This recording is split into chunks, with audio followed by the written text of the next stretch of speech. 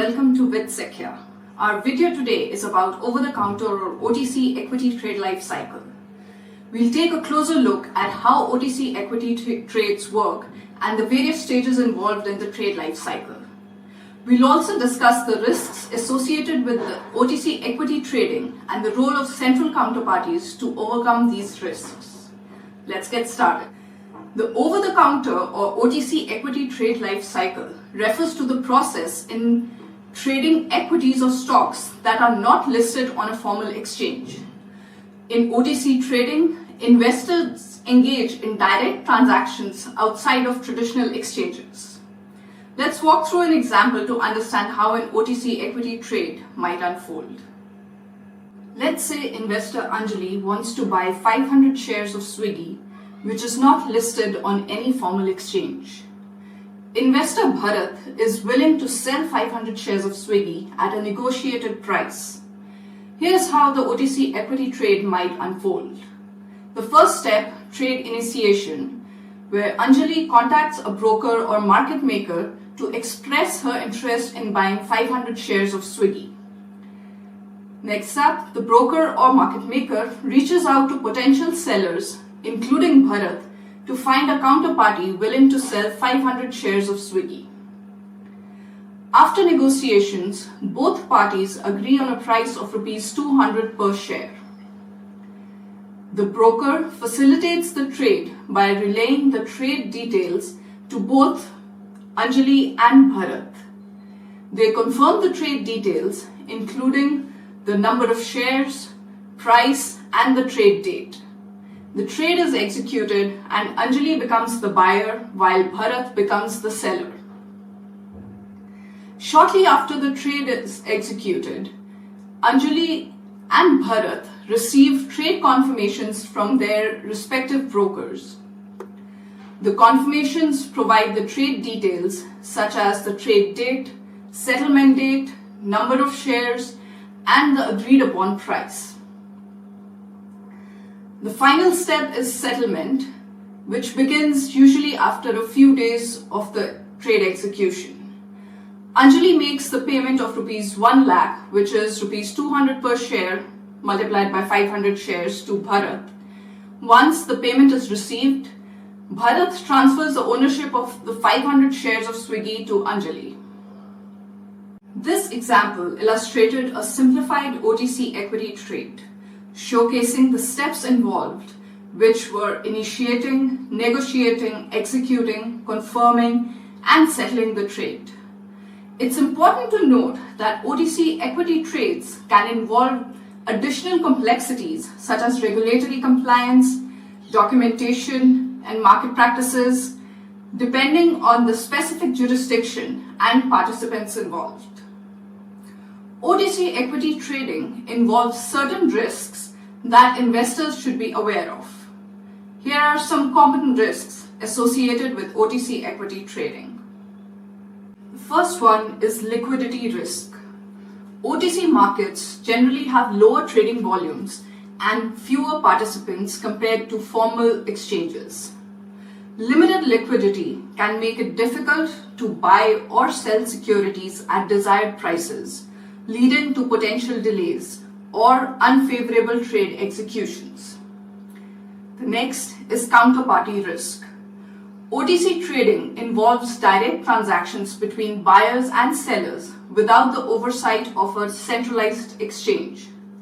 This exposes participants to counterparty risk, where the other party may default on their obligations, such as failing to deliver shares or make payment on time.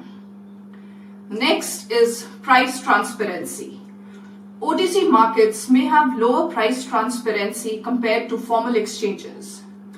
Limited availability of price quotes can make it challenging to assess their fair value of securities. Next is market risk. OTC equity trading is still subject to market risks, including price volatility, economic factors, and geopolitical events. Fluctuations in prices can lead to potential losses or missed investment opportunities. Next is regulatory risks. OTC markets may be subject to different regulations and oversight compared to formal exchanges. Regulatory changes, compliance requirements, or legal uncertainties can impact trading and access to certain securities. Next is information risk. Information about OTC traded companies may be limited compared to publicly listed companies. Limited access to financial data and research reports can make it challenging to conduct thorough due diligence. Next is operational risks. OTC trading involves operational risks such as errors in trade execution, settlement failures, or technology disruptions. Proper risk management is crucial to mitigate these risks. And the last is concentration risk. OTC markets can be more concentrated with a limited number of participants or dominant market makers. This concentration can lead to reduced pricing transparency or undue influence by large participants. Central counterparties or CCP play a crucial role in mitigating counterparty risk and ensuring the smooth functioning of OTC markets. Now let's discuss the role of CCPs in the OTC equity trading process. The first is risk management. CCPs act as a central entity that interposes themselves between the buyer and the seller in a trade. They become the counterparty to both sides of the trade, assuming the risk associated with the trade settlement. Next is clearing and settlement. CCPs facilitate the clearing and settlement of trades by standardizing and streamlining the process. They ensure that all necessary documents and funds are exchanged between the parties involved, reducing operational and settlement risks. Next is margin requirements.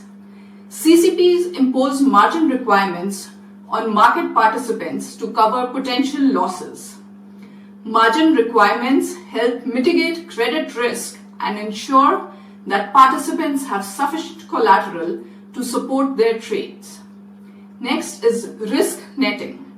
CCPs enable risk netting, which allows for the consolidation of trades across multiple counterparties. This reduces the overall exposure and risk in the market as trades are offset against each other. The next one is default management. In the event of a participant's default, CCPs have established default management procedures.